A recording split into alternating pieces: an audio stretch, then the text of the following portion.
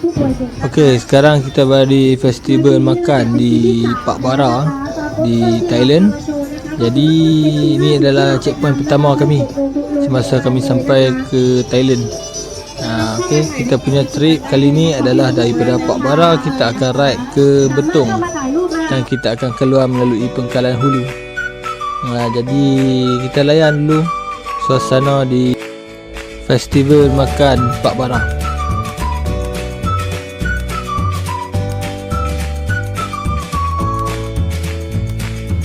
Kat sini kita boleh jumpa berbagai jenis makanan-makanan yang unik, yang tak ada di Malaysia dan ada di Thailand ni.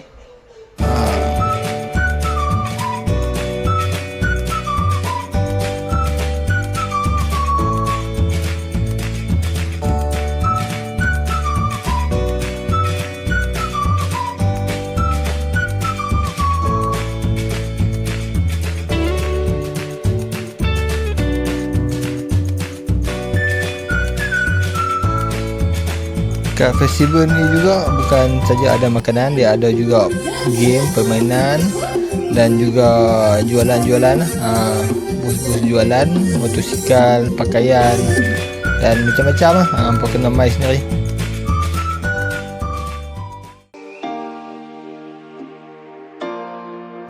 Okey, setelah bermalam di Pak Bara, kita meneruskan perjalanan kita. Sambil-sambil kita boleh tengoklah kawasan yang dilanda bencana banjir.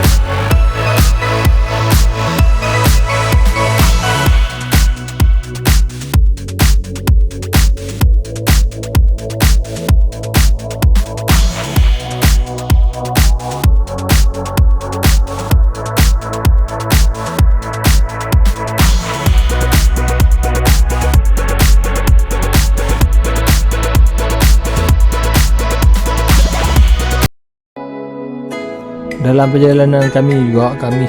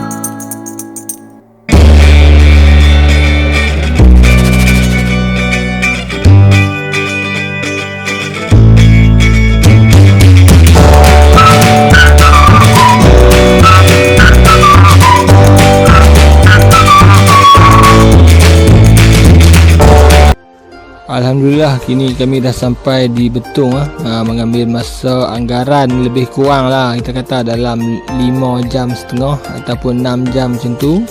Kami dah sampai di Betong, Thailand. Jadi kami nak singgah sat kedai tengok souvenir apa yang ada untuk kita bawa balik. Ni adalah salah satu checkpoint Untuk rider-rider, kebanyakan dia rider-rider lah yang akan singgah di sini untuk cari cenderahati, contoh seperti t-shirt, keychain, stiker semua untuk bawa balik ya. Sebelum kami balik, kami singgah tengok suasana di terowong Mokotel, terowong jalan raya pertama di Thailand yang jarak dia sejauh 268 meter. Terima kasih kepada yang dah menonton video kami sampai akhir. Jangan lupa like, subscribe. Nanti kami akan share lagi perjalanan-perjalanan yang menarik yang lain. Okey, assalamualaikum.